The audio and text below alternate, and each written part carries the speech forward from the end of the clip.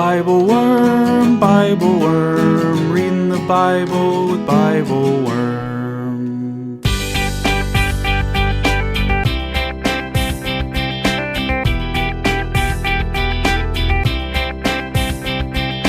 Welcome to BibleWorm, getting to the core of the biblical text. I'm Dr. Robert Williamson, professor of religious studies at Hendrix College and the founding pastor of Mercy Community Church in Little Rock. And I'm Dr. Amy Robertson, director of lifelong learning at Congregation Or Hadash in Sandy Springs, Georgia. We're here every week to discuss the biblical text, both as biblical scholars and as people of faith, one Jewish, one Christian. This week we read Isaiah 9, 1-7, which celebrates the arrival of a righteous king to restore the people. We talk about the anxiety of walking in darkness and the joy that comes when dawn finally breaks. We discuss the experience of oppression, bearing the yoke of hard labor and the rod of the stern ruler, and we contrast that with the arrival of a new king who breaks the rod and who bears authority on his own shoulders. And we talk about the promise of that new ruler, Wonderful Counselor, Mighty God, Everlasting Father, Prince of Peace, and wrestle with the significance both in Isaiah's time and in our own. Thanks for joining us.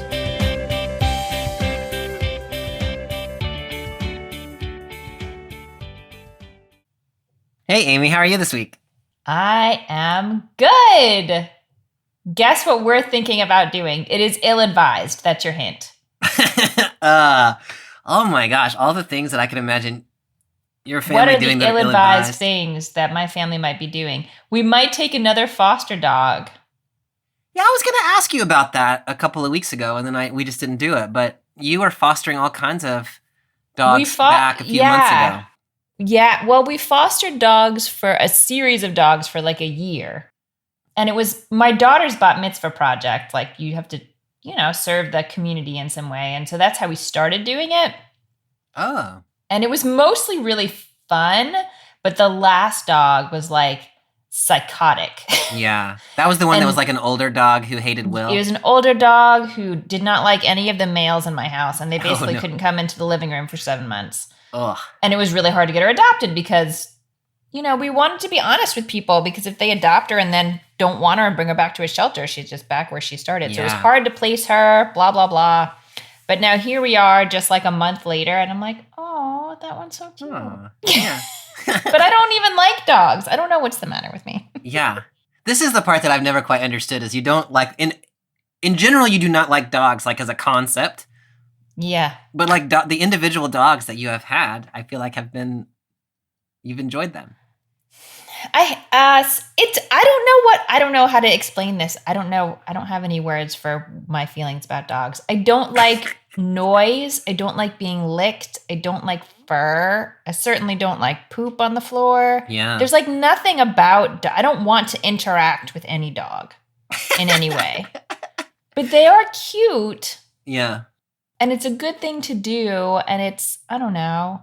So it's more about the compassion, like there are animals who need someone to treat them well, and more than it is about like dogs. Yeah. Mm-hmm. Yeah. I would like to get them their own apartment. If I had enough money, I would do that. If you would like to help apartment hunt for dogs. That's right. That's what I'm going to do with my riches. Amy, care of BibleWorm. Well, that's very exciting. I have a song in my head that I was singing this morning with my daughter, and it goes like this. Who's got the tootie and the tootie boots? Amy's got the tootie and the tootie boots. What does that mean? It's about tooting. In boots? No, your tootie boots. It's like your behind. It's my tootie boots. Did you make that song up? Well, it's Who Stole the Cookie from the Cookie Jar, but yeah. Tootie boots? Do normal people not say tootie boots? What is the world coming to? Like if your kid farts, you say like, you got a tootie boots. You don't people don't say that? And then you turn it into a song. Who's got the tootie and the tootie boots? That's fantastic. Yeah. It'll stick in you'll be singing that all weekend. I can't wait. And everyone I will spend time with this weekend thanks you in advance for that. Yeah. Thank you. Mm-hmm. Well, transitioning from there to the prophet Isaiah. The prophet Isaiah. Who probably did not have tooties in his tootie boots. No, but boots come up in this portion, and I have a lot of questions about like the history of boots and when Oh, people started Lord. wearing them. So I hope you've researched that. I have not researched the history of boots, but I can talk about tootie boots a lot. We talk about that a lot in my house. Literally all the time. All right, Amy. So we have, as you know, moved into the prophetic texts for the rest of the fall till we get into Advent, and then part of Advent. And here, last week we were in the prophet Amos.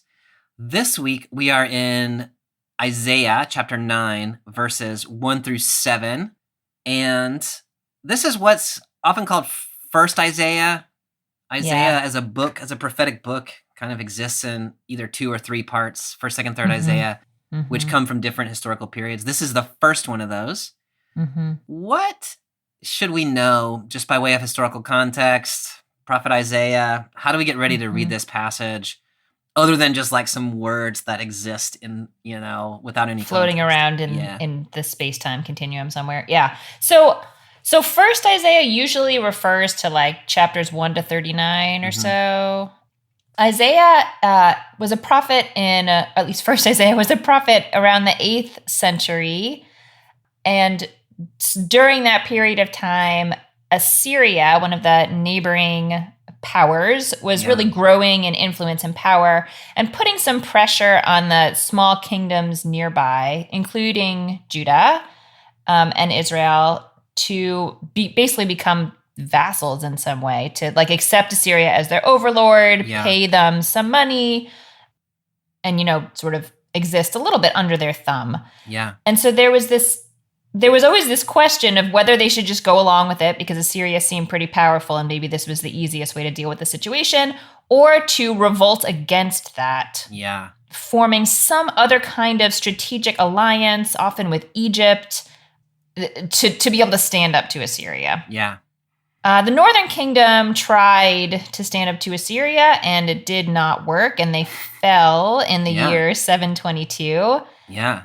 And so for Isaiah's in the south, in Judah, and the pressing question, or a pressing question for him is, to what extent should the Judeans attempt to confront their enemies using alliances with other countries? Yeah. And to what extent should they just trust in God and rely on God to protect them? Yeah. And Isaiah thinks the latter. Rely on God. I think that's right. Yeah. That's such helpful context. And, if you're listening and Assyria is not in your worldview, right. Assyria is different than Syria. Yeah. Syria is just to the sort of north and east of Israel, a little bit to the east of Israel. Assyria is all the way over in Mesopotamia between the Tigris and Euphrates. Its sort of southern sister is Babylon, who you've surely heard about if you're a Bible reader. Assyria was a power a little bit before Babylon rose to power in the 8th and first half of the 7th century. And that's super helpful context. I remember with our old professor, John Hayes of blessed memory, talking about the Syro-Ephraimite crisis, which was the northern kingdom, Israel, which is sometimes called Ephraim, and then the Syrians, who banded together to revolt against Assyria. And that's what ends up eventually in 722 or thereabouts, getting Israel and Samaria totally destroyed. But he would always talk about that as SPAC, the Syro-Palestinian Anti-Assyrian Coalition. SPAC. That's right. And the question pressing on Judah was, should we join SPAC or should we not? And Isaiah's advice was, do not join SPAC. Yeah. And it turns out to have been exactly right about that. Yeah. Whether rely on God or pay your tribute loyally to Assyria was the solution there is a matter of some dispute. But theologically, anyway, rely on God seems to be the takeaway. When you mentioned John Hayes, who maybe some listeners have read some of his writings, I don't know, John Harrelson Hayes, but he was good to his students, and he knew that we were poor and hungry all the time. And he would bring moon pies to class. So just the mention of his name, moon pies are some nasty, I do not like moon pies. But I surely did eat them during They somehow his tasted good in his class, though, didn't they? 3-hour seminars. It like makes my teeth hurt to think about it, but I ate a lot of moon pies. Yeah. But they had mostly been like sitting in a box in the back of his car for like weeks. I mean, they probably could survive like a nuclear meltdown. Yeah, I think that's right. Yeah. So this text that we're reading today in Isaiah chapter 9, do you have a sense of where it fits? Where do you place it contextually, historically, is a matter of some dispute. And so I just want to say that up front.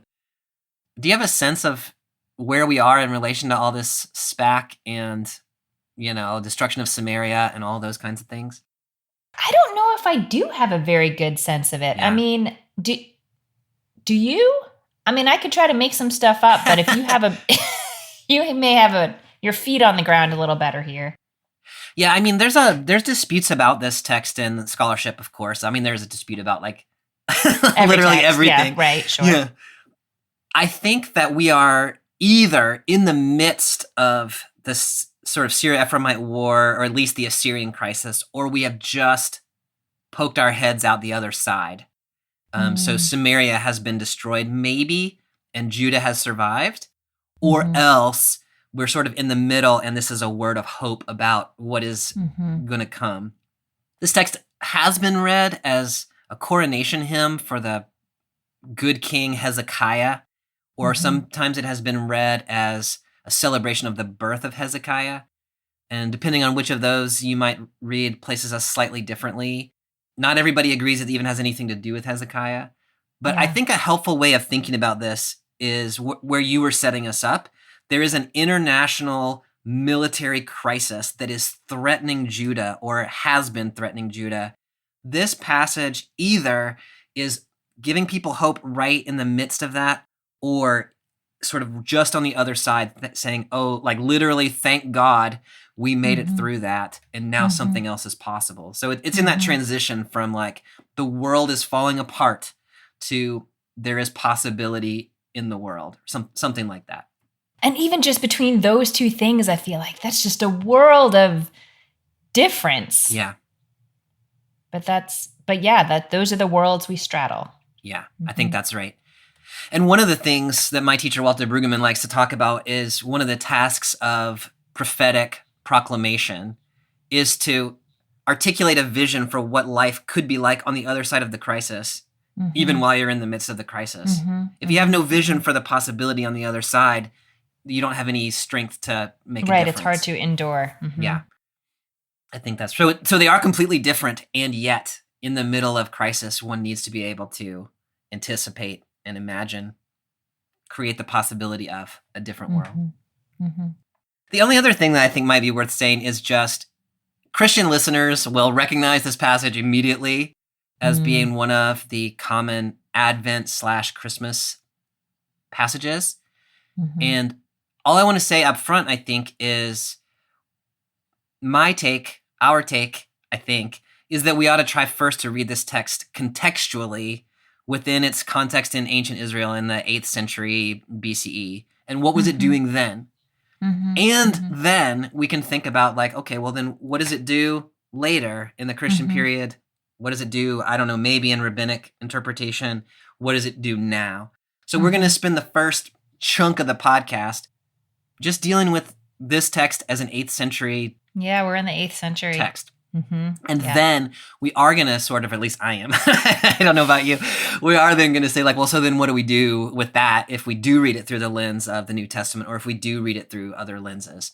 So anyway, and while you do that, I'm going to sing Handel's Messiah gently in the background. Yeah.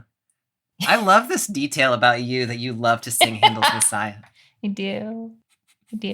Always looking for excuses. Yeah. All right, so I think we're just going to read 9:1 and talk a little bit about that, and then we will get into the poem. Yeah, that sounds good. And if we have readers who are using a JPS translation, what is 9:1 in most Christian translations in the NRSV is actually 8:23, the last verse of the previous chapter in the JPS. And it does seem pretty different in tone. Yeah. So in the Christian translation, we're in 9:1 to 7. In the Jewish translation, we're in 8:23 to 9:6. Yeah. But there will be no gloom for those who were in anguish. In the former time he brought into contempt the land of Zebulun and the land of Naphtali, but in the latter time he will make glorious the way of the sea, the land beyond the Jordan, Galilee of the nations. All right, this has given us some geographical context, at least, for the poem that we're about to read. What is your takeaway from that first verse about the stage that is being set? My takeaway, I actually want to read you the note in my study Bible because it's this is my takeaway. An unusually obscure verse. The Assyrian king Tiglath-Pileser seized lands belonging to the tribes Zebulun and Naphtali, along with parts of the Galilee and Transjordan, from the Israelite king Pekah, son of Remaliah, in the aftermath of the Syro-Ephraimite crisis. That is dense. Yeah. So I think my brain sort of shut down after I read that, and I was like, okay. Yeah, I mean, I think that's actually like the short version of that takeaway, if I understand it, is we have just been through some stuff. I like that. Yeah. I can get down with that, yeah. And so people were in anguish, and there will be no gloom, right? And so we're in the transition from this crisis that has taken place to some other post-crisis something. I think if I were preaching this text, if that was my job, I would just start in verse 2. Yeah. Is what I think I would do. Because I find this verse kind of, I think the chapter break in the Hebrew text, which is different than in the Septuagint, which is what the NRSV is following, the Christian versification. I think it's a better chapter break. And I would just leave this verse out if I had to. But given that the verse is in the text unit, I think my takeaway from it is simply this has been a really trying time, and a lot has happened to places very close to us. Yeah. And it has been a time of gloom, but there is a better time coming. And that does set us up. That does set us up well for what comes, because all these the section before this that we're not reading is really gloomy. Yeah, it's really it really leans hard into the darkness that they're going to emerge from in the next verse. So, all right, let's emerge from the darkness, shall we? Okay. In verse 2, the people who walked in darkness have seen a great light. Those who lived in a land of deep darkness, on them light has shined. You have multiplied the nation. You have increased its joy. They rejoice before you as with joy at the harvest, as people exult when dividing plunder. Okay, you note often that we have shifted in the prophets into poetic texts, and that we read poetic texts differently. Can you just reflect for a moment on like how to read poetry, or how to read this poetically anyway? I mean, I think when I am encountering poetry, and I will admit that I sat down to try to study this text yesterday afternoon, and I had, I knew I wouldn't finish it, but I had a short bit of time, and it was like something I wanted to check off on my to-do list. Yeah. It doesn't work very well that way. Yeah. So one of the things I do when I'm reading poetry is to really try to sit with some of the primary imagery that's pulled up or metaphors pulled up, and just pause for a minute and say, like, what is the full resonance? What is every association I can come up with darkness and light and harvest? And then how are those things similar, and how are those things different? Yeah. And some of it is just an exercise to slow myself down, but you have to slow way down. Yeah. Slow down reading poetry. Yeah. I was thinking about the text units we've had previously, and it was, like 20 or 30 verses of text that we sometimes talk about. And this is 7 verses.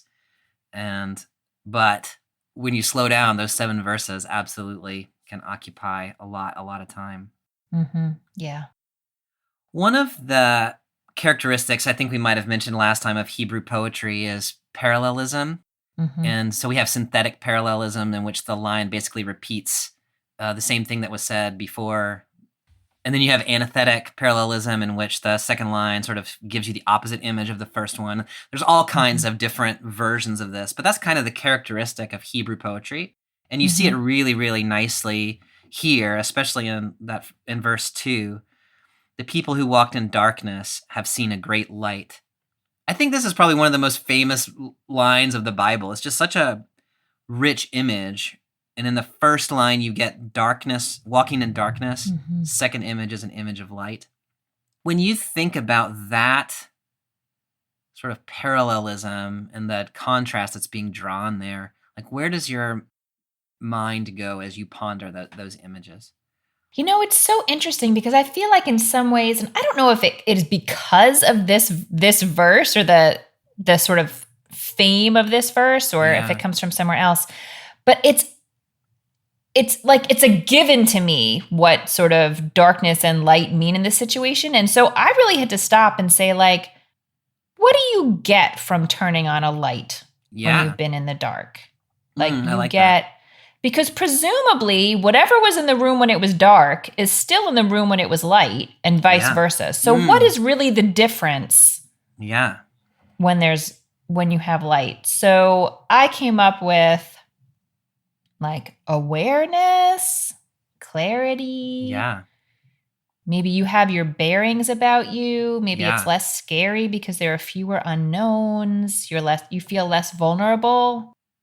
I don't know if that's where this is actually leaning, because all of those sort of ideas connect to this idea that, like, you have more control when the light is on. Like, you have a better ability to protect yourself. And I don't think that's necessarily what Isaiah is trying to get to. So maybe I have to back it up a little bit from that.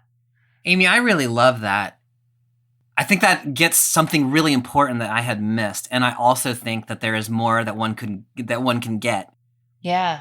But to me, the sort of first resonance of you're walking in darkness, like when it is dark out, like this is an image of night, right? And in the ancient world, like the night is very vulnerable. There's not street lights, there's not emergency call boxes. If you see something suspicious, you don't have a flashlight.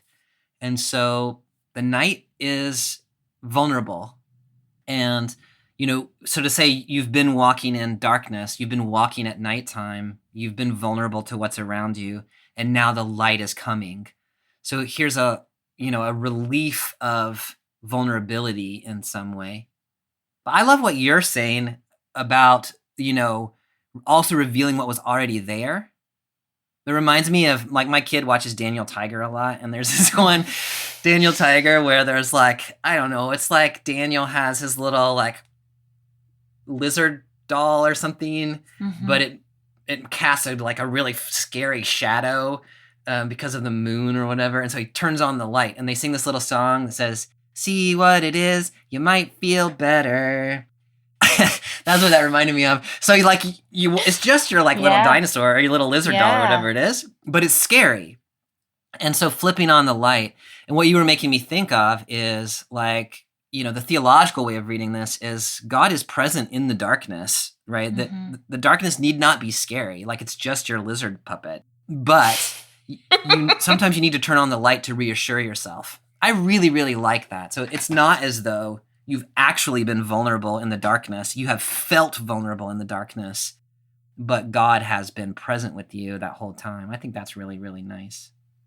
It's interesting to really, like, think about my own experiences of, I mean, obviously I haven't been, well, I shouldn't say obviously, I have not been in the desert. Like, I haven't experienced that kind of darkness, but what are the darkest places, like literally darkest places I remember being, especially in situations where you have to keep walking. Like, you don't get to just stand still. You have to walk, and you cannot see where your foot is going to step.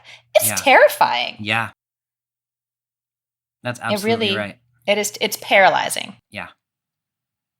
It's probably worth commenting on just how you read the image of light and darkness in a racialized society where lightness and darkness have all kinds of implications for power dynamics and oppressions. Yes. And I don't have a great answer. Like, I have a word of caution the image, the metaphor is a powerful metaphor. And also, it can be powerful in really damaging ways. And so we need to be careful about that. I don't want to lose the power of the metaphor trying to be careful, but nor do I want to cause damage by trying to keep the metaphor. I'm just going to say that as like a thing to say. And then I'm going to ask you if you have any thoughts about how to handle it or whether we just want to leave a word of caution. I mean, I think probably a word of caution. I mean, certainly it's important to name. And in some ways, like if we really take this all the way back to the idea of like you're in a space surrounded by darkness, they're not talking about like a dark colored item, you know. And so in some ways it's that this metaphor has carried itself through to like the hero wears white and the villain wears dark, and oh wait, look, you can apply that to skin colors and like whatever. That is not in here. That is not what they're talking about. But yeah, I think it is really important to name just again how incredibly reverberant, is that a word? I don't know if that's a word, but the ways that this line has just seeped into our cultural understanding of what we want and what we don't want. Yeah. No, I think that emphasis, like it's not in there, and yet in a racialized society, it has been extrapolated out of this kind of text. And so it is in there in that sense. Yes. And so we have to walk really carefully with that. Now, one other thing that's worth noting for me here is that these verbs are in the past tense. So it's not that people who have walked in darkness will see a great light or something like that. It's those who were in darkness have seen. Those who did live, the light has shined. So it seems like, at least woodenly anyway, that this is referring to sort of immediate past events. Is that how you would read that? You know, I have to say, I guess I should enjoy this ambiguity of the poetry, but I don't.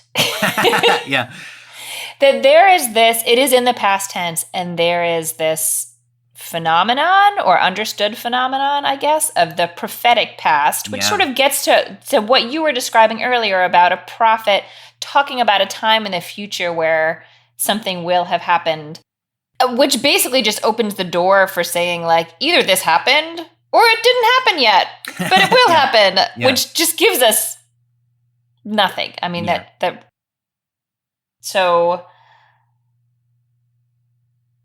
I don't know. I don't really like that ambiguity, Bobby. Maybe it's both. Can we call it that? You know how much I love saying it's both. Like I'm all about if we can find an ambiguity that you can sort of think on both sides of it. Like that's my happy place. And so I really like that. As you well know, in Hebrew, you don't really have a straight up past and future. You have aspects that are perfected and imperfected. And so usually you think of perfected action as being over, like it's completed. But it's possible to think of a future action being perfected, right? If that's where you get the prophetic past from. Like it is a thing so certain you can talk about it as though it has happened, even though it has not yet happened. Yeah. Or you could read this as referring to completed past action. Both of those are kind of rich in their own way. Yeah. Now, it is not clear at this moment in the text who is speaking to whom. It becomes clearer in verse 3. And so when you move into verse 3, you read, "You have multiplied the nation, you have increased its joy." So that seems to be the prophet talking to God, right? I would think. So that raises kind of a genre issue. Sometimes we think of this as a prophecy, but it's actually not. Right? I don't know. Maybe I'm pushing this too far, but it is not a "thus says the Lord," right? No, it sounds more like a psalm when you put it that way. Yes. This is Let's move this to the Psalms. Isaiah wrote a psalm. It's so lovely. I think that's right. Isaiah is singing somewhere between a praise hymn and a Thanksgiving psalm. Thanking God, praising God for this thing that God has done. I don't know if that makes any difference, but it kind of seems different to me to say this is not a prophecy of the future. This is thanksgiving for God's salvific action. Yeah, that may or may not already have happened. It is in the process of happening. Yeah. Yeah. Mm-hmm. Okay, so then in that continuing in verse 3, you have this image of the joy of the nation being increased, like the joy of the harvest, like people dividing plunder. Yeah. More images. Where do you More find a images. foothold in those images? So again, I'm like trying to think about what is it about harvest? Yeah. What is the thing about harvest that Yeah. Isaiah is trying to capture Mm-hmm. here? Is it, I mean, so my questions were like, is something metaphorically being harvested? Yeah. Nothing comes to mind, but maybe. Or like the feeling of harvest that there is plenty, there is a sense of security in Yes. your, Yeah. decreased vulnerability. And then thinking of those poetic parallelisms, like how is harvest like light in some way? Yeah. Like how is they both bring some sense of security and empowerment? Yeah. Maybe. Yeah. Where does your mind go thinking about harvest in this context? Yeah, no, I love everything that you just said. I think even when you look out at your window and you see your field growing and there is wheat out there coming up, you do not know whether you're going to have food for the winter. Mm-hmm. Right? You know that you have made it partway into the growing season, but there is so much left that you cannot know. The rejoicing of a harvest is we made it through the anxious time when everything was a possibility but an uncertain one. And now we've got the grain and we're putting it in the barn and we can really rejoice now. Like we can be happy that there's plants coming up, right? We can be happy when the field is growing, but there is a different kind of exultation when the food is in the barn, right? Now we're secure until next year. Right. We're going to make it another season. Yeah. Mm-hmm. And I mean, in an agrarian society, like that's the thing. Like all the festivals are harvest festivals, like, that's the time you celebrate. Yeah. I'm curious, the very last line. So you get this lovely parallelism where you're rejoicing like the harvest. And then you get this third line, like people exult when dividing plunder. I'm so curious. Like when I first read that, I wished it wasn't there. Like that was my first thought was maybe we could just skip that line. Like blackout poetry. Yeah. Like kind of like, yeah. No, that's not there. What do you do with the dividing plunder line? I mean, it's so interesting because Isaiah, generally speaking, he's not a pacifist, certainly, but he's a justice-oriented fellow. I guess it's a different kind of justice that really sort of captures his heart.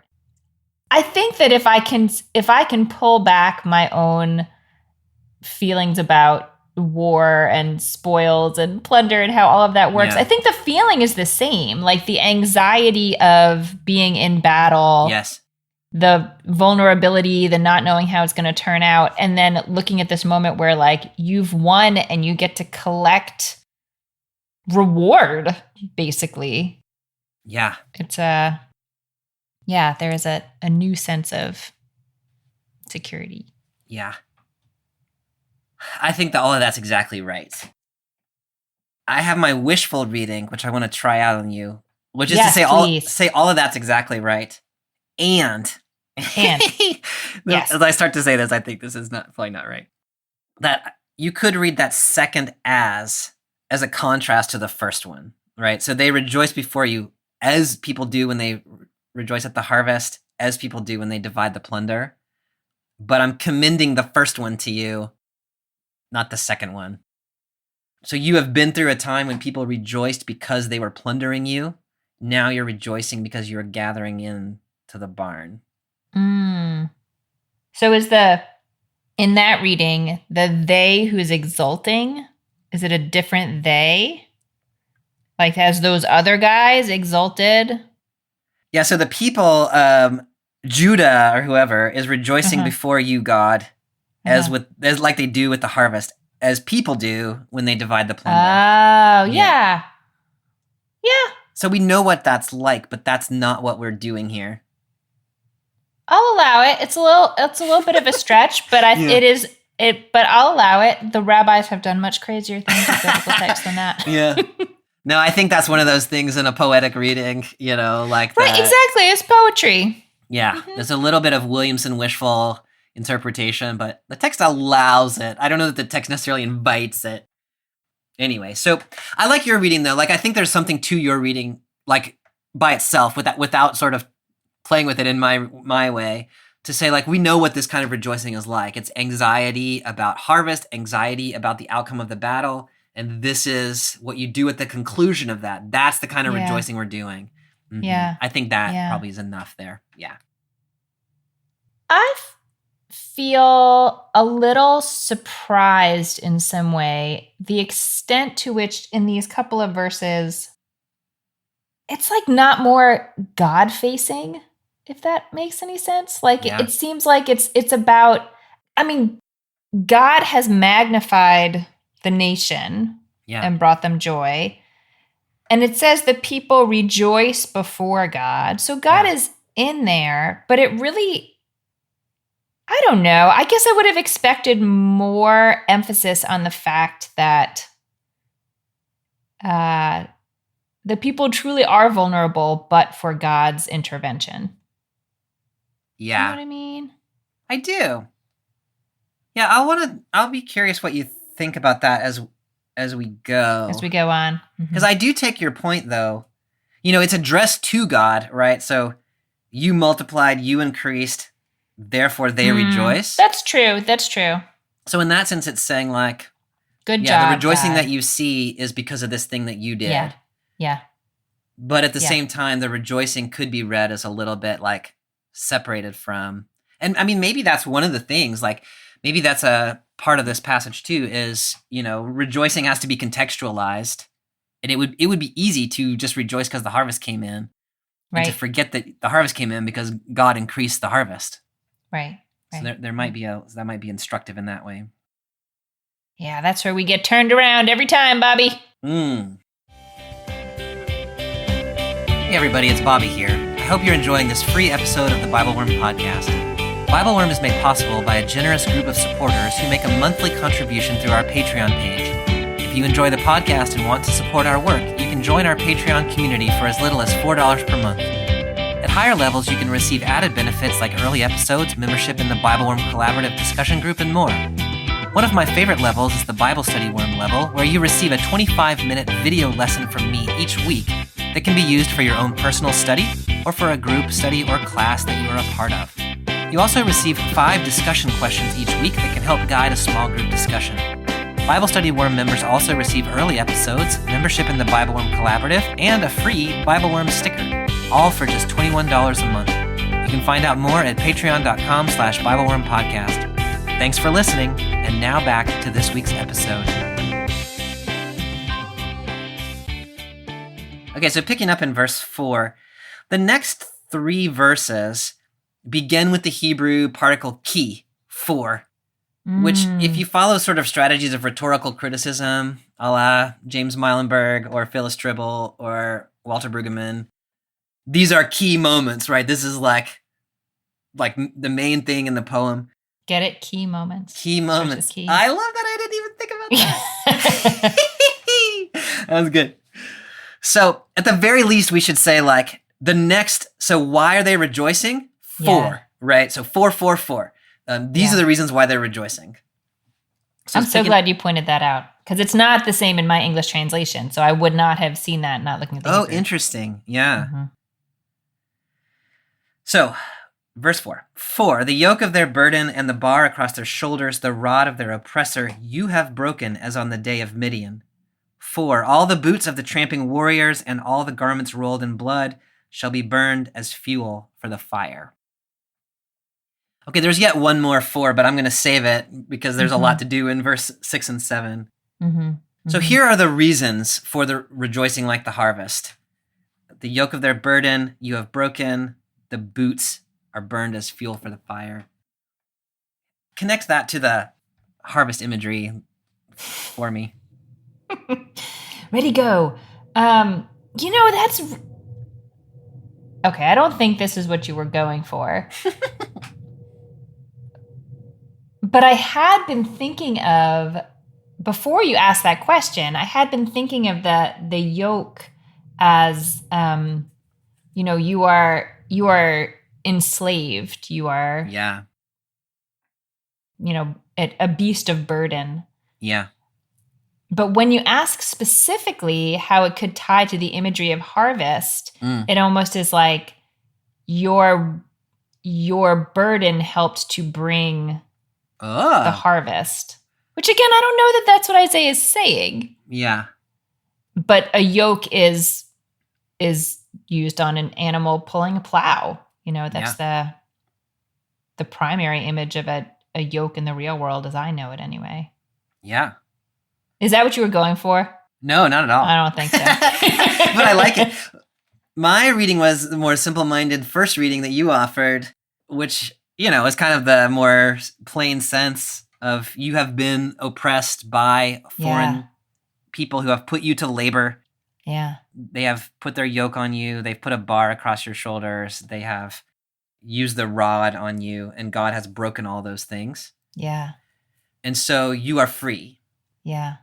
But I love where you went with it, although it's not the first place I would go, and not probably like the primary sense of the poetry. Yeah. But there's something really lovely about saying you have been burdened by your oppressor, which was a terrible thing, and you're rejoicing because it's over. Mm-hmm. And also, the labor that you did has led to a bountiful harvest. There's something really, really nice about that I want to play with a little more in my I feel like I need to it's like clay. Like I want to play with it and see, I don't know, see where it goes. Yeah. Yeah, there are things that come out of your oppression that are good things, even though your oppression was a bad thing. Yeah. Yeah. Yeah. Yeah. So it doesn't necessarily have to be you have brought about, like you are responsible for your own freedom, because, in this text, it would say that God is responsible for that. Yes. But you can have participated in bringing about something good. Yeah. Yeah. I really like your description of the sort of bar across their back and that kind of abuse and servitude, because it takes it sort of to another level compared to what the other text was. Like the text before this was you were vulnerable and insecure and maybe afraid and, didn't have your bearings. And then this is like a whole other level, and you were trapped and you were weighed down and you were, abused and beaten and harmed. Yeah. Which is different than just being in the darkness. Yeah. You could sit in the darkness and feel scared, but be fine in body. Yeah. No, that's such an important observation. And I still think that what you were saying earlier still holds, which is if you could turn on the light, lift the veil, you would see that God is with you even in all of that. Mm-hmm. But that doesn't make it any easier. Like, the oppression you're experiencing is still oppression. And also, if you could see what's behind the scenes, you would know God is present with you still. I think all of that kind of gets held together in a really interesting way here.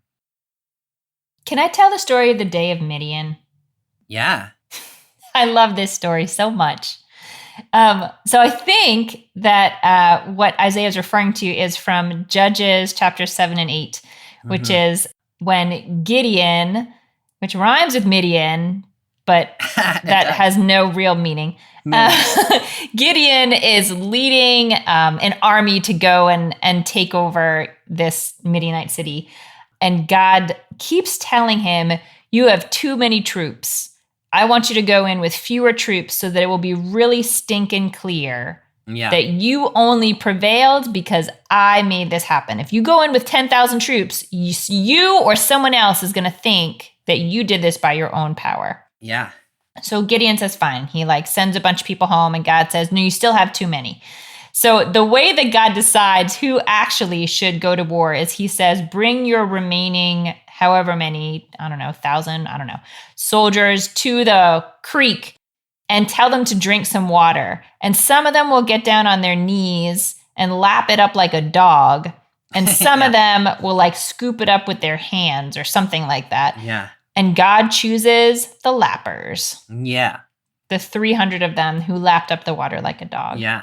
That is such a funny story. I just love that story. I don't We know what read to that do. in my intermediate Hebrew class, and I still Yeah. remember the professor climbing up on the table to demonstrate how they were lapping up the water. That is awesome. Yeah, I love that. Mm-hmm. My favorite part after that bit about that story is then when they go into battle, the 300 of them, they only take like trumpets and clay pots, Yes. right? And they Yes. blow the trumpets and they smash their pots, and the Midianites like freak out and kill each other. Correct. That is right. Such an That is awesome exactly story. right. They don't even have weapons. Yeah. Yeah. Yeah. Mm-hmm. So you broke the oppression of Assyria, presumably, just Mhm. like you did the oppression of the Midianites back there in the book of Judges. Right. You set them in disarray. Yeah.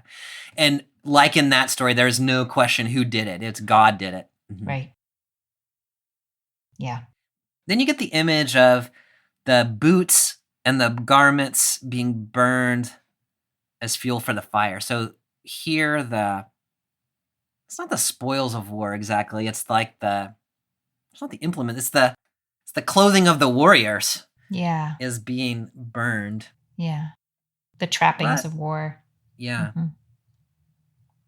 To me, this is part of why I read that first part that we were talking about a little bit ago as you should exalt like the harvest, not like the plunder. It's because this seems to be an anti-war image. Like, Yeah. we're burning all of that stuff up, and that's not going to be the way life is anymore. Yeah. We're going to do something different. Yeah. Oh, I like that. I like that. Yeah, I was surprised. I don't know. I found the presence of boots here very jarring. I don't know if I'm Yeah. picturing them still wearing sandals. Like I was like, what do you mean boots? Oh, I see what you're saying. Yeah. But because I came into it with that expectation, which may have been crazy, I don't know. I started thinking about like boots and how, like, what it is to wear boots, and that you can crush things and you don't even feel what it is you're crushing. Like, you're not impacted by sort of the violence of it at all. Yeah. And I don't know. It's so strange to me that it's the word boots that makes me think that, when now we have like drone strikes, like, Yeah. but here I'm like, no, the boots are so violent. But I don't know. That's what this poem did to me, Bobby, the boots. Here's what Robert Alter says about that, just Mhm. because Yeah. Robert Alter is interesting. The Hebrew Sa'on appears only here, so we don't technically know what it I means. don't know what it is. Mm-hmm. A possible Akkadian cognate means boot, and the parallelism with cloak argues for some item of apparel. So Mhm. we think it's a footwear. There's an Akkadian word that is similar, which I don't know what that Akkadian word is. It means boot. Pounding boots and bloodied cloaks aptly serve as metonymies for a violently advancing army. Mm-hmm. Yeah. So I think you are right to be curious about the presence of booted armies in the 8th century. But I think what you're saying about it is exactly right. Yeah, the general point might not have been Doc Martens, but you know. Yeah. Oh, Doc Martin. Okay. They're back. Verse- Did you know they're back? Doc Martens. They're always coming back. Yeah, they're back. They come back every once in a while. Come back every few years. Yeah. All the things that I would try to do to be cool are cool again. Mm-hmm. That's right. I put together a playlist a couple years ago for a student event at Hendrix, and I had all these great songs on there. And one of my students was like, "You have a really great taste in music, Dr. Williamson. The only thing is, you don't mean it ironically." So I like all these songs, and they like all these songs ironically. I was like, that was a wake-up call for me. Last night, my 15-year-old rapped an Eminem song. Now, when I was growing up, Eminem was like, that was some hard-edged stuff, right? Yeah. He rapped it in an Elmo voice. I took a video. I'll send it to you. I love so much about that. Oh my gosh. Is it going on It's another TikTok? night in Amy's house. Oh, I'm sure my daughter will try to put it on TikTok. All right, Amy, from Elmo to... Yes, I know. A child has been born to us. So This verse 6 in the Christian translation also begins with 4. So this is the third of the 4s. So for the yoke is broken, for the boots are burned, 4. Yeah. For a child has been born for us, a son given to us. Authority rests upon his shoulders, and he is named Wonderful Counselor, Mighty God, Everlasting Father, Prince of Peace. His authority shall grow continually, and there shall be endless peace for the throne of David and his kingdom. He will establish and uphold it with justice and with righteousness from this time onward and forevermore. The zeal of the Lord of hosts will do this. Amy, I don't even know where to start with this one. But the third thing for which there is rejoicing is the birth of a child. Yeah. It is here also past tense. A child has been born. Right. And with all that conversation about prophetic past, what do you make of this description of we've got all of this warfare and all these things being burned, and it's been night and now it's darkness, and then now we've got reference to a child. Yeah. What do you do with that? I'm so happy that you pointed out these series of key phrases so that we can see the progression of,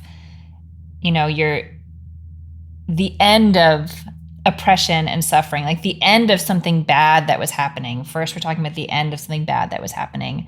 And then there's this shift to hope, to promise, to potential, to, it's like the future, but it's not just the future, because it says the child has been born, but it's still a child. So there's like a certainty about it. It somehow lands in like this, the overlap between certainty and potential. Yeah. Which is a difficult place to land a ship, but it has done that. Yeah.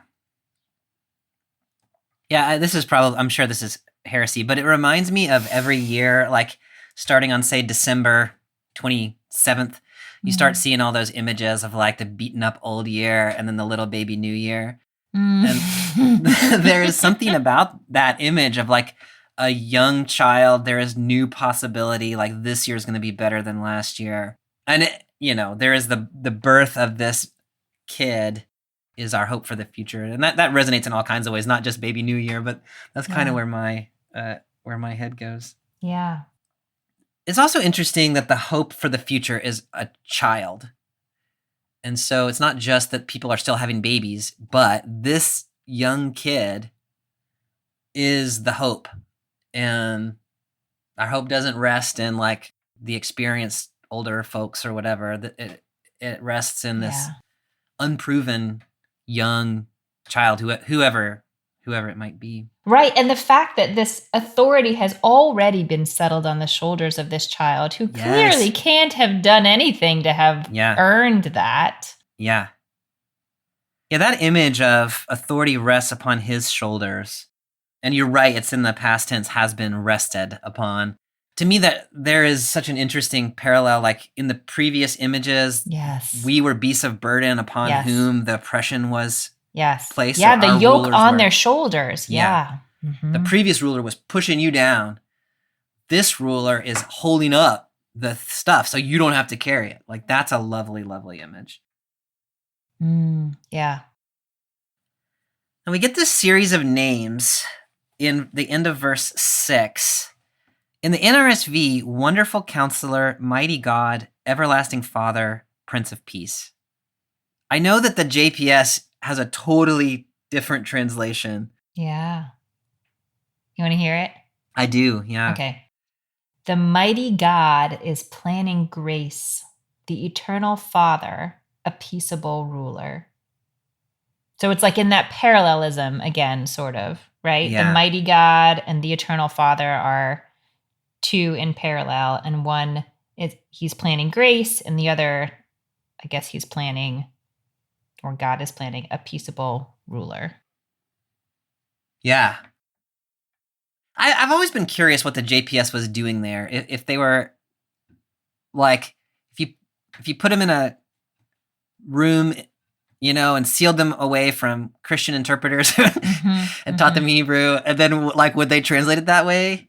Or is this trying to say look, this sort of famous epithet that becomes a way of talking about Jesus is not the way this text could or should be read? I've always been curious about that. I mean, the note in the Jewish Study Bible says Semitic names often consist of sentences that describe God. And so the name Isaiah means the Lord saves, Hezekiah means the Lord strengthens, and then he talks about some Akkadian names, that refer to the god Marduk and, sort of what has happened. And so their note is sort of seeing this appellation similarly, that this child is named in a way that describes their God. There's an interesting issue. One of the Hebrew terms there is El Gabor, which means a god of war or something like that. Yeah. Mighty God is how the NRSV translates it. Robert Alter translates it as divine warrior. And it is a problem in the way that the NRSV has translated it because it suggests that this child is somehow God. And so the way that JPS is reading it, saying this whole sentence actually is about what God is like, makes sense of that textual issue. Otherwise, you've either got to say there's a scribal issue, so it should be Gibor El, a warrior of God, instead of El Gabor, or you've got to say something.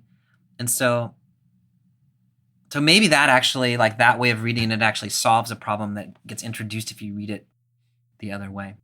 Or you could say this is about Jesus, which of course is what Christians are going to say. Yeah. And they're going to do it in a textually based way, which is kind of interesting. But we'll get to that in a minute. Any thoughts about those, however you want to translate those for Wonderful Counselor, Mighty God, Everlasting Father, Prince of Peace? Any thoughts about those names for this child? One thing that, at least in my translation, struck me, it has the Mighty God is planning grace. And I just started thinking about, why plan? What? I don't know. I don't think of grace as something you plan. Why not just do it? But I guess that sort of, again, holds us in the point of it is a certainty because a child has been born, but it also takes us into, future plans. Yeah. How do you think about that? In my mind, this combination, so I love the contrast of Mighty God and Prince of Peace. Yeah. Because here you have El Gabor, a god of warrior, warrior god who is a Prince of Peace. There's a lot going on in that just contrast of images. It's a peace that is grounded in strength. Yeah. A force of peace or something. Yeah.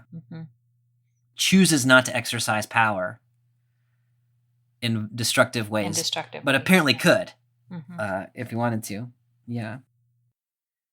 Okay, and then this last verse, then we get the image of this kid has authority on his shoulders, and that's going to keep getting bigger and bigger. And it's going to be related then to the Davidic throne, which is going to establish justice and righteousness forever. How do you read that coming out of your tradition? What is the hope or the expectation here? I mean, I guess the hope or the expectation, there is, again, it's funny, there is in the Jewish community an idea of a Messiah king who will bring about a peaceful time. Yeah. Just not a Messiah king who's also divine. Right. And who, and the whole dying and whatever, being resurrected, all that stuff's not in there. But the idea of a leader who can bring about, who is chosen by God and can bring about peace is in there. A lot of modern Jews or maybe I should say a lot of progressive Jews in the communities that I tend to run in are a little uncomfortable with the idea that it's one person. And so instead talk about a messianic era where this kind of really deeply grounded, powerful peace I love that. can take hold and sort of, There are different traditions about things that we should be doing to help bring about the Messianic era. I love that. I love that. How's it read in your tradition, Bobby? Well, I think in its original context, this is anticipating that the king, like the prince who has literally just been born, whether it's Hezekiah or someone else in the line of David, is going to do all these things. Yeah. And so I think in the first instance, what Isaiah is saying is this child who has been born, he's going to become the king. He's going to be a good king. He's going to establish a reign of justice. And that's going to have staying power in the line of David. I love what you're saying about that's a lot of power to put in one person. And maybe that worked in an 8th century context in which you needed one powerful king, but maybe in a 21st century context, we need to think about it differently. Yeah. In the Christian tradition, of course, this passage is understood as a prophecy of Jesus. So, I mean, it is a king in the line of David, but it is not a purely human king in the line of David. It is a king who is himself the warrior god, the Prince of Peace, right? So the Christian interpretation doesn't have an issue with El Gabor. Right. We say yep, that's Jesus, right? Right. Because it's not a human. It's not a. In some ways, I feel like it's dealing with the same problem that the Jewish community is dealing with by saying it's a messianic era. It's not a single person because now it's So as a Christian interpreter who is also a biblically trained scholar, kind of the way that I tend to read it is to say the prophet Isaiah in the 8th century had in mind the establishment of a Davidic kingdom with a human king who was going to establish the reign of justice on the earth. Christian interpretation then understands that prophecy to maybe also refer to, or maybe instead refer to, the arrival of the Messiah, who is Jesus, who either has established or will establish or is in the process of establishing a literal reign of eternal peace, right? It's not just a human kingdom that's going to last a long time. It's a divine kingdom that is eternal in all the senses. That's a very strong messianic reading. This passage is a very strong messianic passage in the Christian tradition. Yeah. And so all of those meanings are kind of in this verse. And how we sort of sort that out and tease that out, I think, is complicated. Sometimes people will say, like Christian interpreters who are concerned about how we read with our Jewish siblings, say this is not about Jesus, this is about Hezekiah. Okay. And also, it's about Jesus in our tradition, right? If you say it was just about Hezekiah, then okay, so it had relevance in the 8th century. It was an important word in the 8th century BCE, but what does it have to do with us? Right. I prefer to say it was in the first instance about Hezekiah, and now it still was about that, and now it is also about other things. In our tradition, it's about the arrival of the kingdom of Jesus. In your tradition, it's about the arrival of the Messianic age and the people, taking this responsibility. All of that kind of gets tied up together. And if you say it's this, not that, or it's not that, it can't be that, it has to be this, you lose a lot of richness of possibilities. I think that's really right. And I think that I appreciate the impulse to want to protect the historical origins of this text and sort of original resonance of it. And I think that's really important. These words, as we said earlier, are not floating around on the space-time continuum. And yet, if we sort of pin it down too much, if you do that to any of the biblical texts, then why are we even reading this? Yeah. Because we're trying to apply these things to our lives now. Isaiah's not talking to me. Yeah. But I try to make it talk to me. So yeah, I think multiple possible meanings in different contexts is how we have to read it. Yeah. All right, Amy, every time we get one of these passages that's 7 verses long, I think, how are we possibly going to talk about 7 verses for as long as we need to talk for a podcast? And every time we're pushing time right at the end. And there's so much more that one could say. Yeah. I think we have said what we can say in the time that we have. And so the question that remains is, as contemporary readers of this text, and we've sort of started broaching this conversation a little bit, what do you think we can take away from this text that informs the way we live in the world now? This is one of those texts that I did not come into this conversation with anything in mind. Yeah. I think that of the things we've talked about, my mind is still sort of turning over. Gosh, there's so many things. Okay, I'm going to go with this one.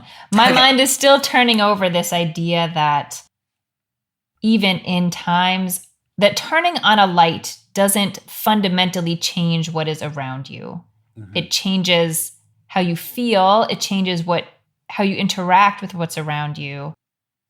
But you can be in darkness and be safe and accompanied and held. It's just not as clear to you that you are. Mm. Yeah, I don't know. I'm drawn into that, the darkness and light and what has actually changed when it became light. I love that. So there is I love that. What is rising up for you, my friend?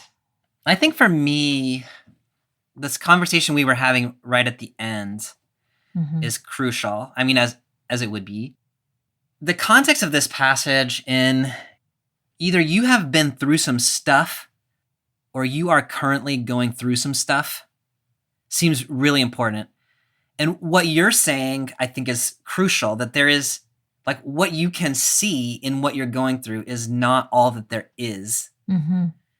I also think it's important that the message of this passage is God either has acted or is about to act, or maybe both of those things, to make this stuff you're going through into something different.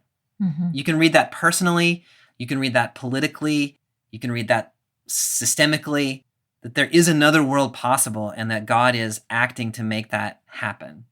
I really love where we ended up on this, like, who is this son that's being talked about, this child being talked about? I think there's so much richness there. In my tradition, it's Jesus, right? Jesus is coming to set the world right. Now, in my belief, that is true. And also in my belief, that is not all that needs to be said. That God has acted in the past to set the world right through particular people. Like you were saying, God works now to set the world right through communities of people. And also God is working in the future to set the world right through Jesus in Christian belief. All of those things can be true simultaneously. And to say, like, Jesus is coming to set the world right does not mean, so therefore I can sit back and either relax. Sorry? Yeah. What'd you say? Like, I'm just going to wait. Yeah. So, either like I can sit back and relax and let Jesus do it, or like I am hopelessly mired in my terrible situation and there's nothing I can do about it. It is not that. Like, you're not simply waiting for a messianic savior. It is possible, like God has done, can do this through particular people. And maybe there's a fuller version of that coming in Jesus. Maybe there's a fuller version of that coming in the Messianic age. And we can live that out now. Mm-hmm. And so this whole thing where we started out about part of prophetic proclamation is to say this thing that God has done in the past means God can do that again. And so the situation that we are in, no matter what it is not the end of the story. And we can be working toward a better future in anticipation of God also meeting us in that better future in whatever way that is. I love this passage. I really love this passage. I love that. And I love how that fits with this part of where we started with talking about how all these steps that God takes also offer some empowerment to the people. And I said, like, does God really want to do that? I don't know if that's what Isaiah is getting at. But in terms of what you're saying about the now and the later and, you know, the ways that good and peace can come to the world, I think the empowerment of the people is part of it, has to be part of it. We have to claim that. I think so too. Absolutely. Yeah. All right, Amy, this, as always, is a really great conversation. I love talking about these texts with you. Good stuff. Next week, we are in Jeremiah 29, verse 1 and 4 to 14. And in the Christian calendar, we are on our way. Cannot believe that this is true. We are on our way into Advent, which is the build up to Christmas. So we're reading Jeremiah 29 in light of the Christian season of Advent. Wow. At least that's one of the ways we're reading it. Time flies. It so does. Very much so. It does. All right, Amy, good to talk to you. I'll see you next week. You also. I'll see you soon. Bye. Bye. Thanks for joining us for this week's episode of BibleWorm. If you've enjoyed this free podcast, we hope you'll help us keep it going by joining our Patreon for as little as $4 per month. You can also sign up for other goodies like early access, video lectures, weekly liturgies, and more. Visit patreon.com/BibleWorm podcast for details. BibleWorm is produced by Bobby Williamson and edited by Joel and Laura Becker. Our theme song is sung by Colin Bagby. We're grateful to our many supporters for helping us to keep the podcast going. A special thank you to our executive producer, Fox Valley Presbyterian Church in Geneva, Illinois, and to our newest supporters, Jane Rowe, Aaron Frank, and Roseanne Kaufman. Join us next time when we'll be reading Jeremiah 29, 1-14, in which God instructs the exiles to seek the welfare of the city where I have sent you. Until then, keep on digging.